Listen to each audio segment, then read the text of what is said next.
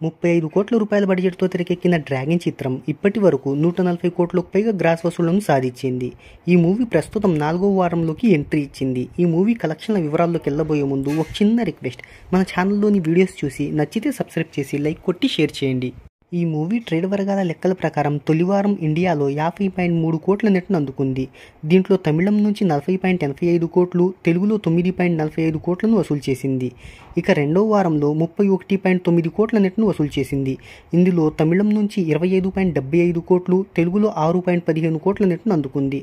ఇక రెండో వారం పూర్తయ్యేసరికి 100 కోట్ల క్లబ్లోకి ఎంట్రీ ఇచ్చింది ఈ చిత్రం.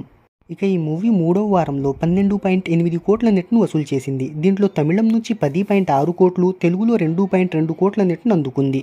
ఈ మూవీ ట్రేడ్ వర్గాల లెక్కల ప్రకారం 4వ వారంలో అంటే 22వ రోజున 87 లక్షల నెట్ను సాధించింది. దీంట్లో తమిళం నుంచి 68 లక్షలు, తెలుగులో 19 లక్షల నెట్ను అందుకుంది.